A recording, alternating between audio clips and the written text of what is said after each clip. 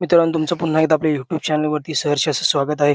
आज हिंद केसरी 61 फाटा देशमुख पड्डा महाशिरस हिंद केसरी मैदानामध्ये कोणकोणते नंदी फायनलसाठी पात्र झालेत ते बघूया. सेमी क्रमांक 1 मधून पळून सर्जेराव आणि मथुर फायनलसाठी पात्र. सेमी क्रमांक 2 मधून पळून केजीएफ आणि चिक्या हा घरचा साज आपल्याला फायनलसाठी पात्र होताना दिसतोय. सेमी क्रमांक 3 मधून निमगावकरांचा हिंद केसरी सावकार आणि रायना मागील वर्षीचा याच मैदानातील प्रथम क्रमांकाचा मानकरी हा जोड होता. निमगावकरांचा सावकार आणि हिंद केसरी रायना. सेमी क्रमांक 4 मधून शंभू आणि मास्तर.